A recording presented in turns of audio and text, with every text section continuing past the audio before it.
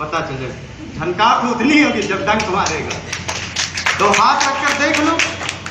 तो मैं उस समय भी कहता था कि हाँ मंदिर बनेगा, और ये हमारा सौभाग्य है कि 14 में हम लोग जेल गए। उस परिक्रमा में 6 दिन किरण जी का जन्म उसी जेल में हम लोग मनाए, और वहीं खूब आनंद आता था। हर हर बम बम शाखा लगती थी। कुछ लोग रोते भी थे कि हमारी भैंस को चारा कौन देगा।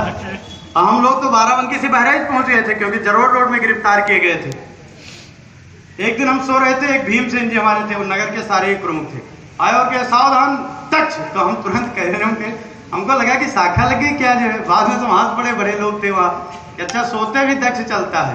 तो वास्तव में दक्ष ही चलना चाहिए, और जो दक्ष नहीं है वो सफलता की सीढ़ियों को चढ़ नहीं सकता है। दक्षता ये क्रमशः आती है, और उस दक्षता की ओर कार्यक्रम को आगे की ओर ले जाने के लिए अब मैं आज के इस कार्यक्रम के मुख्य वक्ता आदरणीय देवेंद्र जी भाई साहब से आग्रह करूंगा कि अपने विचार रखें। इसके बाद अध्यक्ष आशीर्वचन और कुछ सूचनाएं हैं, तत्पश्चात आप सब लोग घर जा सकें।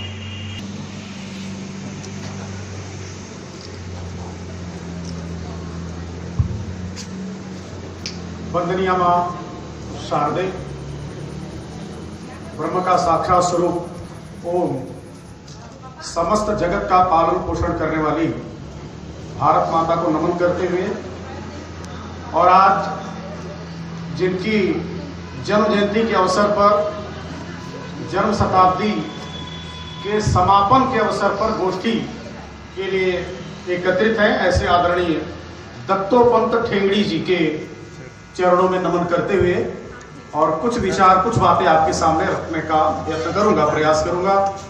मंच पर हमारे साथ में बैठे हुए आदरणीय रमेश वाजपेयी जी अपने सम्मानित इस कार्यक्रम के अध्यक्ष महोदय हैं। उन्हीं के साथ में श्रीमान शिव कुमार जी, आप भी प्रतिष्ठित समाज सेवी हैं।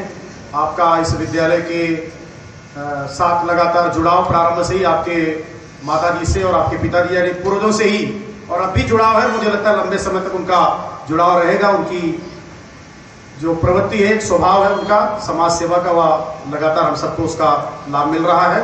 आदरणीय शिव कुमार जी, विद्यालय की प्रबंधक कार्यकारिणी सम्मानित उपाध्यक्ष महोदय, सदस्य महोदय, आदरणीय शुक्ला जी, यहाँ के यशस्वी प्रधानाचार्य जिनके नेतृत्व में यह कार्यक्रम आयोजित है। मैंने अभी एक दिन उन्होंने फेसबुक पर एक संदेश डाला था, मातृ भारती के द्वारा एक कार्यक्रम का आयोजन हुआ था। तो मैंने कहा कि इन सब विषम परिस्थितियों में जब लोग घरों में बैठे हुए कार्यक्रम करना तो दूर, लोग सोच रहे करें क्या, भविष्य कैसा होगा। उन परिस्थितियों में कार्यक्रम करना ये सरल काम नहीं है। तो हमने कहा आप जो कर रहे हैं ये अद्भुत है। तो उनको अच्छा भी लगा, उन्होंने कहा वैसा अगले कार्यक्रम में आपको भी आना रहेगा। उसी समय उन्होंने टिप्पणी डाल दिया। तो मुझे लग गया था मैं फंसा। आज के बाद कभी भी सुनील जी मुझे पकड़ सकते हैं। इस कार्यक्रम में आज मुख्य वक्ता के नाते जिनको रहना था, श्रीमान साकेंद्र वर्मा जी विधायक जी को रहना था।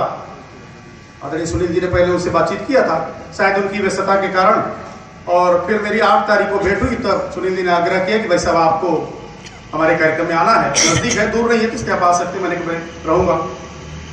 कार्यक्रम अपना 11 बजे प्रारंभ हो गया था, और आप सब माता भगिनी और इस देश नगर के प्रबुद्ध नागरिक जन, भैया बहन सब मंत्रमुग्ध होकर और मंत्रवत होकर, आनंद मग्न होकर सुन रहे हैं। दत्तोपंत ठेंगड़ी कौन थे, क्या थे, कहां थे, आज की पीढ़ी तो जानती नहीं उनको, लेकिन उसके बाद भी हमारे वक्ता और बोलने वाले इतना ढंग से रख रहे हैं जैसे लगता है सभी ने प्रत्यक्ष उनको देखा।